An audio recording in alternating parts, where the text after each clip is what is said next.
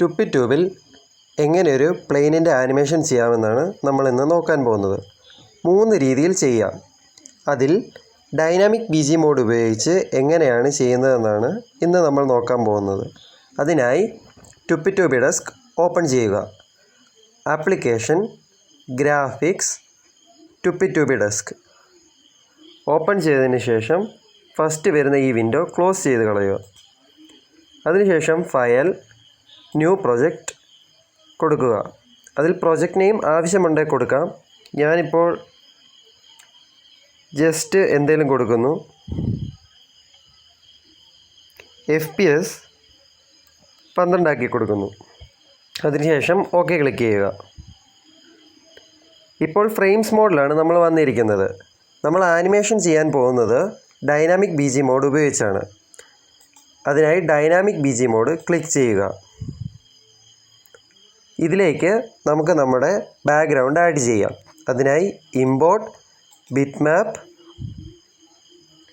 എവിടെയാണ് background save ചെയ്തിട്ടിരിക്കുന്നത് അവിടെ നിന്ന് ബാക്ക്ഗ്രൗണ്ട് സെലക്ട് ചെയ്ത് ഇതിലേക്ക് ഇൻസേർട്ട് ചെയ്യുക. അതിനുശേഷം അത് കറക്റ്റ് ഇതിൻ്റെ അകത്തേക്ക് ഫിറ്റ് ചെയ്തിരിക്കുന്ന രീതിയിൽ ഒന്ന് വെച്ച് കൊടുക്കുക, അഡ്ജസ്റ്റ് ചെയ്ത്.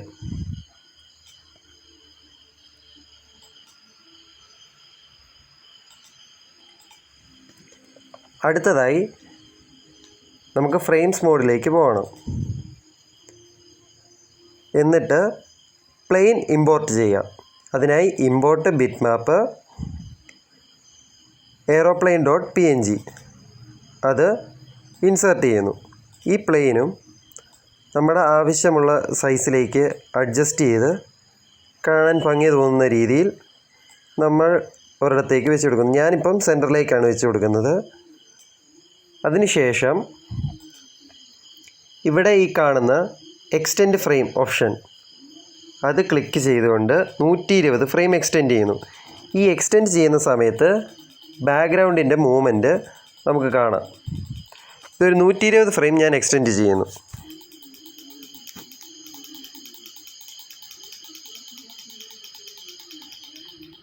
ഇവിടെ ബാക്ക്ഗ്രൗണ്ട് ലെഫ്റ്റിൽ നിന്നും റൈറ്റിലേക്കാണ് പോകുന്നത്.